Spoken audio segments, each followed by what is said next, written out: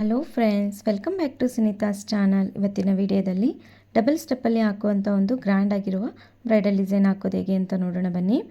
ಅದಕ್ಕೆ ನೋಡಿ, ಆರಳೆ ದಾರಾನ ಸಾರಿ ಬ್ಯಾಕ್ ಸೈಡಲ್ಲಿ ಇಟ್ಬಿಟ್ಟು ಒಂದು ಸಿಂಗಲ್ ಕ್ರೋಶೆಯಿಂದ ಈ ರೀತಿಯಾಗಿ ಲಾಕ್ ಮಾಡ್ಕೊಳ್ಳೋಣ. ಅದ್ರ ಪಕ್ಕದಲ್ಲೇ ಇನ್ನೊಂದು ಸಾರಿ ಸಿಂಗಲ್ ಕ್ರೋಶ ಮಾಡ್ಕೊಳ್ಳೋಣ. 2 ಸಿಂಗಲ್ ಕ್ರೋಶ ಆಗಿದೆ ನೋಡಿ. ಈಗ 5 ಚೈನ್ಸನ್ನು ಹಾಕ್ಕೊಳ್ಳೋಣ. ಇಲ್ಲಿ 5 ಅಥವಾ 6 ಚೈನ್ ಬೇಕಂದ್ರೂ ಸಹ ಹಾಕ್ಕೋಬೋದು ನೋಡಿ. ಈ ರೀತಿಯಾಗಿ ಹಾಕ್ಬಿಟ್ಟು ಅದೆಲ್ಲಿಗೆ ಬರುತ್ತೋ ಅಲ್ಲಿಗೆ ಇಟ್ಬಿಟ್ಟು ಒಂದು ಸಿಂಗಲ್ ಕ್ರೋಶೆಯಿಂದ ಲಾಕ್ ಮಾಡ್ಕೊಳ್ಳೋಣ. ಈ ರೀತಿಯಾಗಿ ಒಂದು ಸಿಂಗಲ್ ಕ್ರೋಶೆಯಿಂದ ಬಟ್ಟೆಗೆ ಲಾಕ್ ಮಾಡ್ಕೋಬೇಕು. ಅದಾದಮೇಲೆ 3 ಚೈನನ್ನು ಹಾಕ್ಕೊಳ್ಳೋಣ ನೋಡಿ. 3 ಚೈನ್ಸನ್ನು ಹಾಕ್ಕೊಂಡು ಇದನ್ನು ಅಷ್ಟೇ ಎಲ್ಲಿಗೆ ಬರುತ್ತೋ ಅಲ್ಲಿಗೆ ಇಟ್ಬಿಟ್ಟು ಒಂದು ಸಿಂಗಲ್ ಕ್ರೋಶೆಯಿಂದ ಲಾಕ್ ಮಾಡ್ಕೋಬೇಕು. 5 ಚೈನ್ 3 ಚೈನ್ ಆದಮೇಲೆ ಮತ್ತೆ ಇನ್ನೊಂದು ಸಾರಿ 3 ಚೈನ್ಸನ್ನು ಹಾಕ್ಕೋಬೇಕು. 2 ಸಾರಿ 3 ಚೈನ್ ಆದಮೇಲೆ ಅದೆಲ್ಲಿಗೆ ಬರುತ್ತೋ ಅಲ್ಲಿಗೆ ಇಟ್ಬಿಟ್ಟು ಸಿಂಗಲ್ ಕ್ರೋಶೆಯಿಂದ ಲಾಕ್ ಮಾಡ್ಕೋಬೇಕು. ಅದಾದಮೇಲೆ ಬೀಡನ್ನು ಹಾಕ್ಕೊಳ್ಳೋಣ.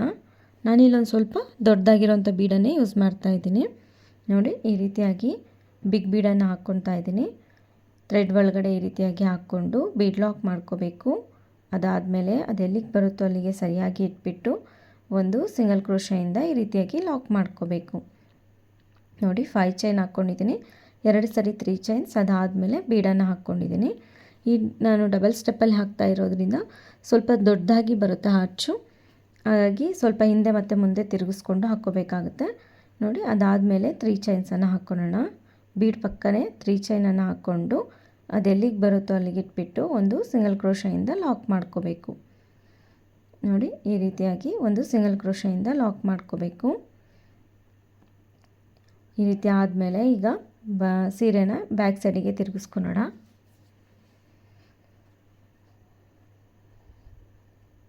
ನೋಡಿ. ತಿರುಗಿಸ್ಕೊಂಡಾದಮೇಲೆ ಇಲ್ಲಿ 3 ಚೈನ್ ಏನಿದೆ ಅಲ್ವಾ, ಅಲ್ಲಿಗೆ ಒಂದು ಸಿಂಗಲ್ ಕ್ರೋಶನ ಮಾಡ್ಕೋಬೇಕು. ಅದಾದಮೇಲೆ ಕ್ರೋಶ ಮೇಲೆ ದಾರ ತಗೊಂಡು ಬೀಡ್ ಮೇಲೆ ಇರೋಂಥ ಈ ಥ್ರೆಡ್ ಇರುತ್ತಲ್ಲ, ಆರಳೆ ಥ್ರೆಡ್ ಇರುತ್ತಲ್ಲ, ಆ ಥ್ರೆಡ್ಡಿಗೆ ಈಗ ಡಬಲ್ ಕ್ರೋಶನ ಮಾಡ್ಕೊಳ್ಳೋಣ. ಫಸ್ಟ್ 2 ಒಂದು ಮಾಡ್ಕೊಳ್ಳಿ, ಮತ್ತು ಈ 2 ಒಂದು ಮಾಡಿಕೊಂಡ್ರೆ ಡಬಲ್ ಕ್ರೋಶ ಆಗುತ್ತೆ.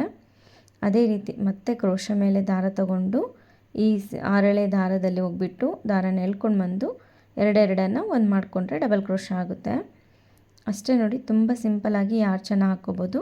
ನಾವಿಲ್ಲಿ ಬ್ಯಾಕ್ ಸೈಡಿಂದ ಈ ಡಬಲ್ ಕ್ರೋಶಗಳನ್ನ ಹಾಕ್ಕೊತಾ ಇದ್ದೀವಿ. ಅದೇನು ಆರಳೆ ಬೀಡ್ ಮೇಲಿರುವಂಥ 6 ಲೈನ್ಸ್ ಏನಿದೆ ಅಲ್ವಾ, ಅದು ಫಿಲ್ ಆಗೋವರೆಗೂ ನಾವು ಇದೇ ರೀತಿಯಾಗಿ ಡಬಲ್ ಕ್ರೋಶಗಳನ್ನ ಮಾಡ್ಕೋಬೇಕು. ನಾನಿಲ್ಲಿ 16 ಡಬಲ್ ಕ್ರೋಶಗಳನ್ನ ಮಾಡ್ಕೊತಾ ಇದ್ದೀನಿ ನೋಡಿ. ಈ ರೀತಿಯಾಗಿ ಡಬಲ್ ಕ್ರೋಶಗಳನ್ನ ಮಾಡ್ಕೊಳ್ಳೋಣ.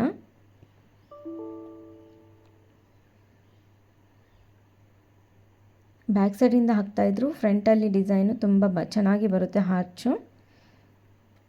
ಕೌಂಟ್ ಮಾಡ್ಕೊತಾ ಇಲ್ಲಿ ನಾನು 16 ಡಬಲ್ ಕ್ರೋಶಗಳನ್ನ ಹಾಕ್ಕೊತಾ ಇದ್ದೀನಿ ನೋಡಿ. 16 ಡಬಲ್ ಕ್ರೋಶ ಆಗಿದೆ.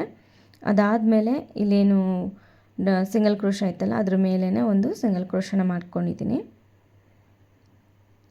ಅದಾದಮೇಲೆ 3 ಚೈನ್ ಇರುತ್ತಲ್ಲ, ಆ ಗ್ಯಾಪಲ್ಲಿ 2 ಚೈನನ್ನು ಹಾಕ್ಕೊಂಡು ಅದ್ರ ಒಳಗಡೆ 3 ಚೈನ್ ಒಳಗಡೆ ಏನಿದೆ ನೋಡಿ ಇಲ್ಲಿ, ಅಲ್ಲಿಗೆ ಒಂದು ಸಿಂಗಲ್ ಕ್ರೋಶನ ಮಾಡ್ಕೋಬೇಕು. ಈ ರೀತಿಯಾಗಿ ಬರುತ್ತೆ ಆರ್ಚ್. ಅದಾದಮೇಲೆ ಮತ್ತೆ ಮುಂದಕ್ಕೆ ತಿರುಗಿಸ್ಕೊಳ್ಳೋಣ ನೋಡಿ. ಈ ರೀತಿ ತಿರುಗಿಸ್ಕೊಂಡಾದ್ಮೇಲೆ ಇಲ್ಲೇನಿದೆ ಅಲ್ವಾ, ಈಗ ಕ್ರೋಶ ಮೇಲೆ ಒಂದು ಸರಿ ದಾರ ತಗೊಂಡು ಇಲ್ಲಿ ಫಸ್ಟು ಇಲ್ಲಿ ಎಲ್ಲ ಡಬಲ್ ಕ್ರೋಶದ ಮೇಲೆ ಗ್ಯಾಪ್ ಇರುತ್ತಲ್ಲ, ಫಸ್ಟ್ ಡಬಲ್ ಕ್ರೋಶದ ಮೇಲೆ ಒಂದು ಡಬಲ್ ಕ್ರೋಶನ ಮಾಡ್ಕೊಳ್ಳೋಣ ನೋಡಿ. ಈ ರೀತಿ ಫಸ್ಟ್ ಡಬಲ್ ಕ್ರೋಶದ ಮೇಲೆ ಒಂದು ಡಬಲ್ ಕ್ರೋಶ ಮಾಡ್ಕೊಂಡಾದ್ಮೇಲೆ 2 ಚೈನನ್ನು ಹಾಕ್ಕೊಳ್ಳೋಣ ನೋಡಿ. ಈ ರೀತಿಯಾಗಿ 2 ಚೈನನ್ನು ಹಾಕ್ಕೊಂಡು ಕ್ರೋಶ ಮೇಲೆ ಒಂದು ಸರಿ ದಾರ ತಗೊಂಡು ಇವಾಗ ಹಾಕ್ಕೊಂಡಿರ್ತೀವಲ್ಲ ಡಬಲ್ ಕ್ರೋಶದ ಒಳಗಡೆ ಹೋಗಿಬಿಟ್ಟು ದಾರನ ಎಳ್ಕೊಂಡು ಬಂದು ಹಾಗೆ ಇಟ್ಕೋಬೇಕು ನೋಡಿ. ಕ್ರೋಶ ಮೇಲೆ ಒಂದು ಸರಿ ದಾರ ತಗೊಂಡು ಈ ಡಬಲ್ ಕ್ರೋಶ ಏನಿರುತ್ತೆ ನೋಡಿ, ಆ ಗ್ಯಾಪಲ್ಲಿ ಹೋಗಿ ದಾರನ ಎಳ್ಕೊಂಡು ಬರಬೇಕು. ಆವಾಗ ಕ್ರೋಶ ಮೇಲೆ 3 ದಾರ ಇರುತ್ತಲ್ವ, ಅದನ್ನು ಹಾಗೆ ಇಟ್ಕೋಬೇಕು. ಮತ್ತೆ ಕ್ರೋಶ ಮೇಲೆ ಇನ್ನೊಂದು ಸರಿ ದಾರ ತಗೊಂಡು ಸೇಮ್ ಅದೇ ಡಬಲ್ ಕ್ರೋಶದ ಗ್ಯಾಪಿಗೆ ಹೋಗಿ ದಾರನ ಎಳ್ಕೊಂಡು ಬರಬೇಕು. ಅದೇ ರೀತಿಯಾಗಿ ಮತ್ತೆ ಅದನ್ನು ಕ್ರೋಶ ಮೇಲೆ ಹಾಗೇ ಇಟ್ಕೊಂಡು ಮತ್ತೆ ಇನ್ನೊಂದು ಸರಿ ಡಬಲ್ ಕ್ರೋಶದ ಥರ ಕ್ರೋಶ ಮೇಲೆ ಒಂದು ಸರಿ ದಾರ ತಗೊಂಡು ಅದೇ ಗ್ಯಾಪಿಗೆ ಹೋಗ್ಬಿಟ್ಟು ದಾರನ ಹಾಗೆ ಇಟ್ಕೋಬೇಕು. ಅದೇ ರೀತಿಯಾಗಿ ನಾನಿಲ್ಲಿ 5 ಸಾರಿ ಈ ರೀತಿಯಾಗಿ ದಾರನ ಹಾಗೆ ಇಟ್ಕೊತೀನಿ. 5 ಟೈಮ್ಸ್ ಆದಮೇಲೆ ಈ ರೀತಿ ದಾರನ ಎಳ್ಕೊಂಡು ಬಂದು ಎಲ್ಲ ದಾರದ ಒಳಗಡೆಯಿಂದನೂ ಲಾಕ್ ಮಾಡ್ಕೋಬೇಕು. ನೋಡಿ ಈ ರೀತಿಯಾಗಿ ಒಂದು ಪಫ್ ಬಂದಿದೆ ಇಲ್ಲಿ.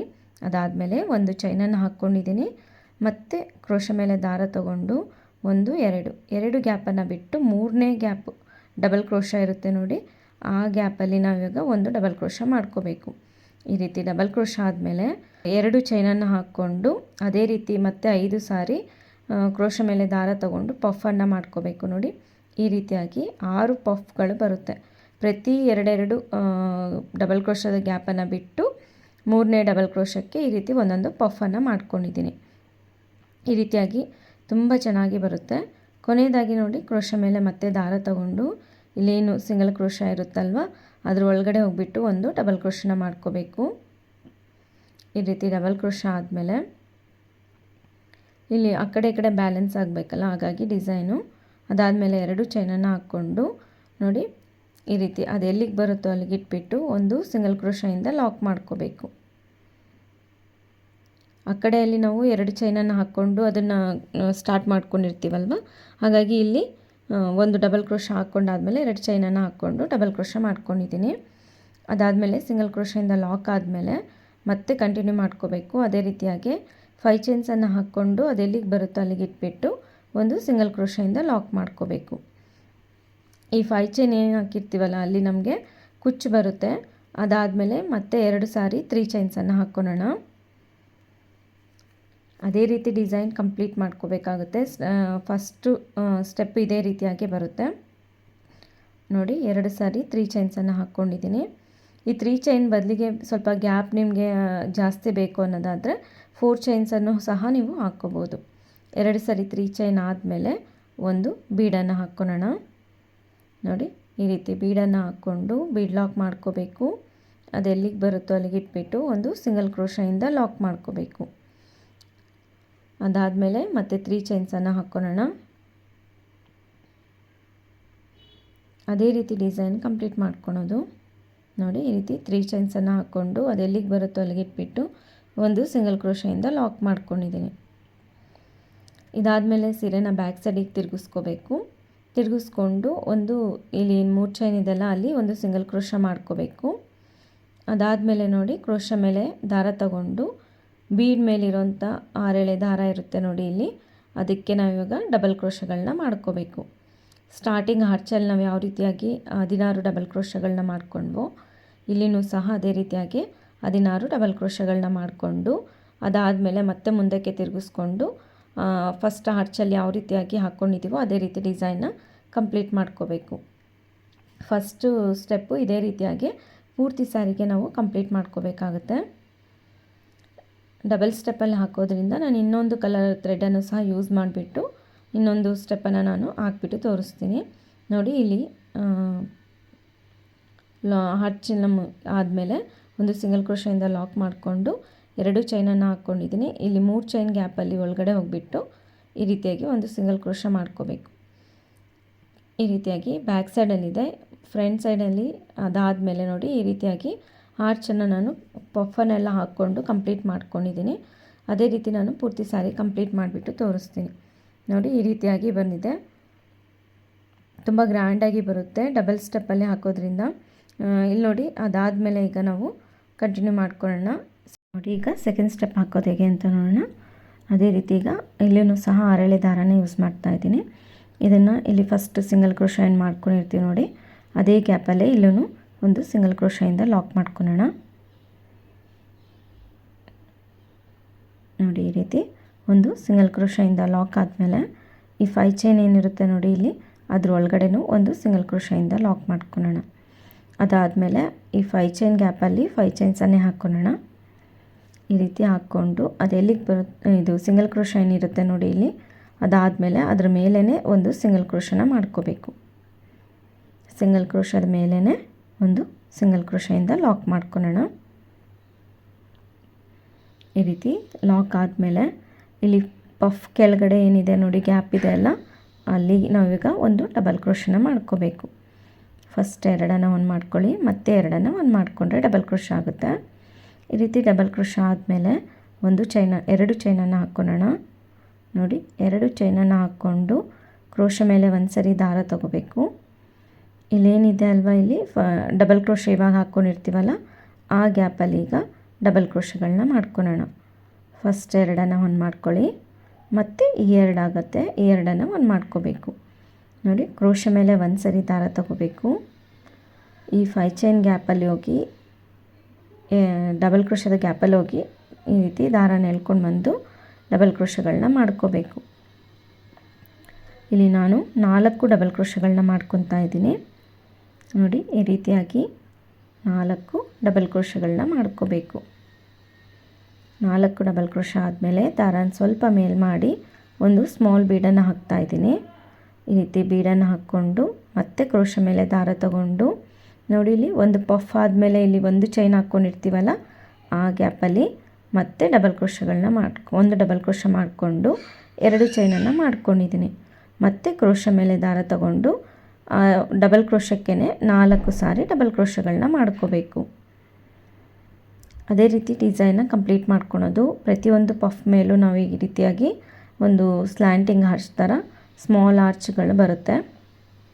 ನೋಡಿ, 4 ಡಬಲ್ ಕ್ರೋಶ ಆದಮೇಲೆ ದಾರನ ಸ್ವಲ್ಪ ಮೇಲ್ ಮಾಡಿಕೊಂಡು ಸ್ಮಾಲ್ ಬೀಡನ್ನು ಹಾಕ್ಕೊತಾ ಇದ್ದೀನಿ. ನಿಮಗೆ ಈ ಸ್ಮಾಲ್ ಬೀಡ್ ಬದಲಿಗೆ ಮೀಡಿಯಮ್ ಸೈಜ್ ಬೀಡನ್ನು ಸಹ ಹಾಕ್ಕೋಬೋದು. ಈಗ ಬೀಡನ್ನು ಹಾಕ್ಕೊಳ್ಳೋಣ. ನೋಡಿ, ಈ ರೀತಿ ಬೀಡನ್ನು ಹಾಕ್ಕೊಂಡು ಅದೇ ರೀತಿ ಎಲ್ಲ ಪಫ್ ಮೇಲೂ ನಮಗೆ ಒಂದು ಕ್ಯೂಟಾಗಿರೋಂಥ ಆರ್ಚ್ ಬರುತ್ತೆ, ಚಿಕ್ಕದಾಗಿ ಸ್ಲ್ಯಾಂಟಿಂಗ್ ಆರ್ಚ್ ರೀತಿಯಲ್ಲಿ 2 ಚೈನನ್ನು ಹಾಕ್ಕೊಂಡು 4 ಡಬಲ್ ಕ್ರೋಶಗಳನ್ನ ಮಾಡ್ಕೋಬೇಕು, ಒಂದು ಡಬಲ್ ಕ್ರೋಶಕ್ಕೆ. ಅದೇ ರೀತಿ ನಾನು ಎಲ್ಲ ಪಫ್ ಮೇಲೂ ಹಾಕ್ಕೊಂಡ್ಬಿಟ್ಟು ತೋರಿಸ್ತೀನಿ.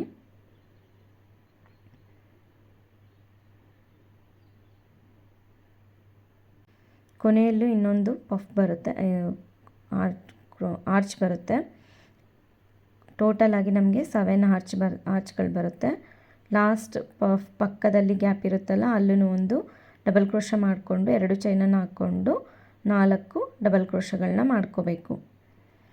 ನಿಮಗೆ ತುಂಬ ಆರ್ಚ್ ಏನಾದರೂ ತುಂಬ ದೊಡ್ಡದಾಗಿ ಅನ್ನಿಸ್ತು ಅಂತ ಅನಿಸಿದರೆ ನೀವು ಸ್ಟಾರ್ಟಿಂಗಲ್ಲಿ ಏನೋ ನಾವು 16 ಡಬಲ್ ಕ್ರೋಶಗಳನ್ನ ಮಾಡ್ಕೊಂಡಿರ್ತೀವಲ್ವ, ಅದ್ರ ಬದಲಿಗೆ ನೀವು 14 ಡಬಲ್ ಕ್ರೋಶಗಳನ್ನ ಮಾಡ್ಕೋಬೋದು. ಆವಾಗ 5 ಪಫ್ ಬರುತ್ತೆ. ಅದಾದಮೇಲೆ ಇಲ್ಲಿ ಆರ್ಚ್ಗಳು ಸಹ 6 ಆಗಿ ಬರುತ್ತೆ. ಈ ರೀತಿಯಾಗಿ ಬರುತ್ತೆ ಡಿಸೈನು.